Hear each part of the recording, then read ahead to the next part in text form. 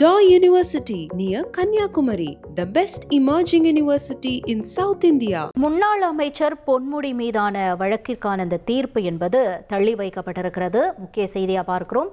விவரங்களோடு செய்தியாளர் சுரேஷும் இணைந்திருக்கிறார். சுரேஷ், இவர் என்ன மனு கொடுத்திருந்தாங்க, அதற்கு இப்ப நீதிமன்றம் என்ன தீர்ப்பு வழங்கியிருக்காங்க?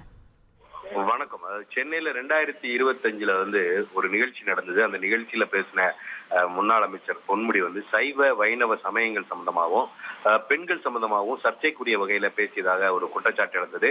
இது சம்பந்தமா சென்னை மாநகராட்சியினுடைய பாரதிய ஜனதா கட்சி கவுன்சிலர் உமா ஆனந்தன் ஒரு தனிநபர் புகார் மனுவை தாக்கல் செஞ்சாரு. அந்த மனுல வெறுப்பு பேச்சு பேசிய முன்னாள் அமைச்சர் பொன்முடிக்கு எதிரான இந்த புகாரை விசாரிச்சு மத ரீதியா வெறுப்புணர்வை ஏற்படுத்தது, மத உணர்வுகளை புண்படுத்துது ஆகிய பிரிவுகளின் கீழே பொன்முடியை தண்டிக்கணும் அப்படின்ற ஒரு கோரிக்கை அந்த புகார் மனுல முன்வைக்கப்பட்டிருந்தது.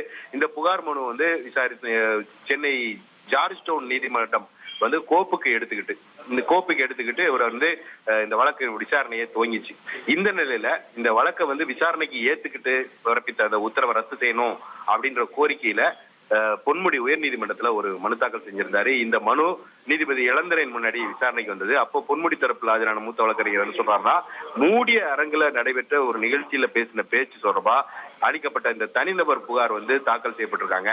இந்த வழக்கை தாக்கல் செய்யறதுக்கு முன்னாடி அரசனுடைய அனுமதியை பெறல, அதனால இந்த வழக்கை தொடர்ந்து நடத்த முடியாது என்ற ஒரு வாதம் முன்வைக்கப்பட்டது. அதே சமயம் புகார்தாரரான உமானந்தன் தரப்புல என்ன சொல்றாங்கன்னா, ஊடகங்கள்ல இந்த பேச்சு வெளியாகும்னு தெரிஞ்சே பொன்முடி இந்த வெறுப்பு பேச்சை பேசியிருக்கிறாரு.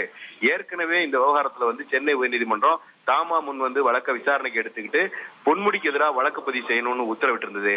அப்படிப்பட்ட நிலையில பொன்முடியின் பேச்சால பொது அமைதிக்கு குந்தகம் வரலன்னு சொல்லி இது சம்பந்தமான புகார்கள் எல்லாம் முடிச்சு வச்சுட்டாங்க. இப்போ நாங்க பொன்முடிக்கு எதிராக வழக்கு தொடர அனுமதி கேட்டிருக்கிறோம். அவர் வழக்கை எதிர்கொண்டுதான் ஆக வேண்டும். அவர் இந்த வழக்கை ரத்து செய்யக்கூடாது என்ற ஒரு வாதம் முன்வைக்கப்பட்டது.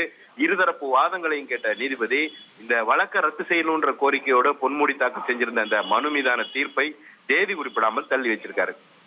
உங்களோட தகவல்களுக்கு நன்றி Suresh. Daw University near Kanyakumari, the best emerging university in South India.